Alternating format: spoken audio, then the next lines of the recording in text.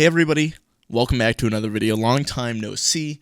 Last semester of my college career is here. I have 3 weeks left, lots of projects due, lots of exams due. Better start on them. So videos are going to be a little bit more dispersed, as you could see. I'm trying to stream as well because I'm IGLing for my team, trying to get everybody to learn maps. We have 2 weeks until the season starts, so I'm going to try to stream those practices as well. That will be on this channel. You don't have to go to Twitch. But yeah, still going to try to put out 3 videos a week. But if I don't, that's why. It's not because I've lost love for the game. It's because I'm too focused on the game or school, or I just didn't find time to make a video. But today, we're going to be talking about tilting in Counter-Strike. Now, personally, I don't really tilt all that often. In Pugs, I virtually never tilt. There's times where I get frustrated with my own gameplay, where I'm like, I could be doing better than this, why am I not doing better than this? But actually getting upset and flaming and all that, I don't really do that in Pugs. Now, when it comes to League play, there are times where I get severely frustrated, as I will classify that. I've gotten better at it throughout the seasons as I've become more comfortable. But when it comes down to, you're playing with the same 4 other people, and you guys have practiced this one thing so many times, and it doesn't work, or somebody forgets something, or it's frustrating. Who would have thought? But I'm again, still, like, that's not something where I can just brush it off and go, that's an acceptable level of frustration. It's still not good, because nobody wants the IGL to tilt and blah, blah, blah. So I'm trying to improve on that, but personally, like in Pugs and all that, I don't tilt. And some people ask me, like in my streams, they go, how the hell are you not upset after that? Like, come on. And honestly, tilting never, like, really, I don't know. It's not like I did it and then I snapped out of it and I was like, well, that was stupid to do. I just never really did it. And like, I have reasons why I shouldn't do it now, but the biggest things are that I never blamed the game. I never blamed, well, the hit reg, it used to be the animations when a player was falling, people would get upset about that. Or like when you dink somebody from behind, their head used to go down a lot and you would miss your second bullet. I never really blamed the game design. I also would never blame the enemies that I'm playing against. Like, oh man, he's cheating, this game's over. Unless it was blatantly obvious that the person was cheating, like spinning, or just they were 40-2 or whatever, right? I would never really, oh man, he's walling and the guy's going like 25-10, right? Probably not. He's probably just having a good day. I just never got satisfaction from making up those excuses, because I know that there are players better than me, better than I, that faced with the same opponents probably would have played very well. So why should I blame the game that I'm struggling when I know that there's another player that could be in the exact same situation as me and perform better because they're just a better player than me? Maybe I should look within before start blaming outward. So I've always kind of carried that, no matter what game I play, I usually just blame myself, self-loathe a bit, instead of actually blaming the enemies or the game itself or whatever. It's also gotten to a point where I have 4,000 hours in the game. Once you have that amount of time in anything, you've seen majority of the possibilities. You know when somebody's trying to bait you into getting upset. You know when yelling at somebody just really isn't worth it because they won't even understand half the things that you're saying, or it's just going to make them more upset and they'll play worse, and the game will be more, like, it will be worse for you too.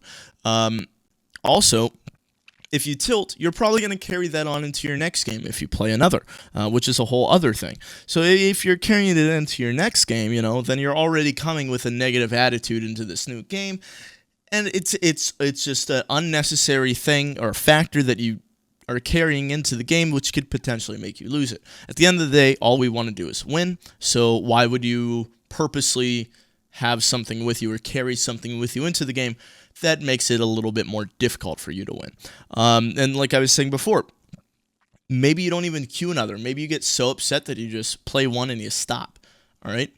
Nobody's ever gone pro in Counter-Strike from playing 1 match a day and stopping, right? You got to play the 3, the 4, the 5. And you have to understand that if you play 5 or if you play 4, there's a good chance, like let's do if you play 4, there's a good chance you win 2 and you lose 2, all right?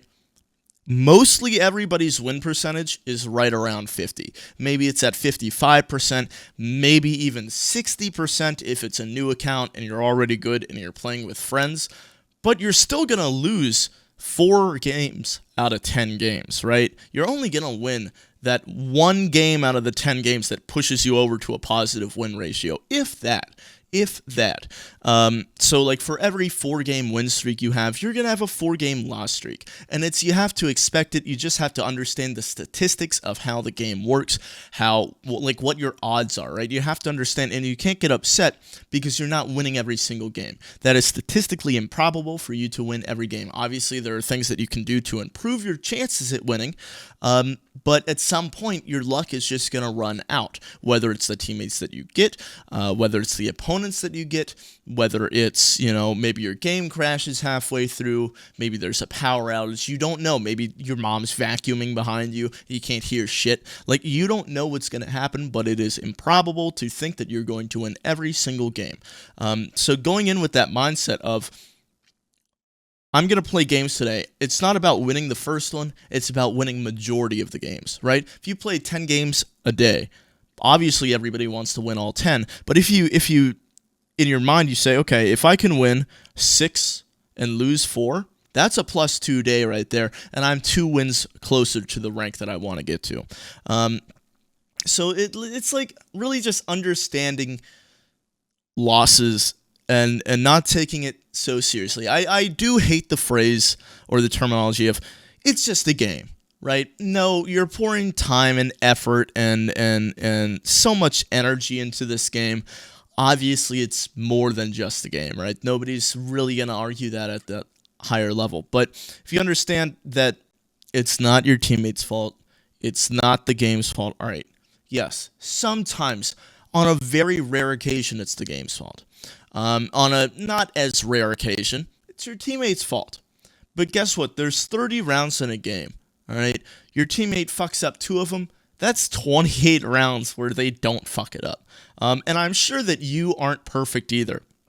I'm sure that maybe you fucked up a round or 2, but nobody was spectating you, so nobody really saw you do it, so it doesn't count. And you're not going to tell anybody, hey, guys, that round was on me. I'm sorry. I came up behind 2 people.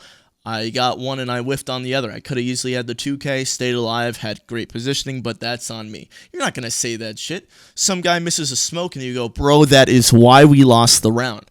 It's dumb, it's ignorant, and it's not helpful to winning games in the long run.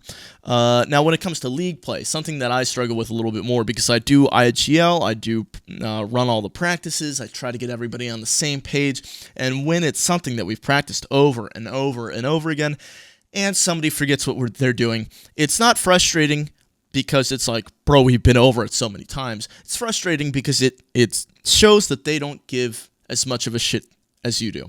And it's hard to be on a team with people that don't give as much of a shit as you do, or they're not putting the same amount of time, same amount of effort. Obviously, as an IGL, you're going to be putting in double, at the very least, amount of effort as your next best player.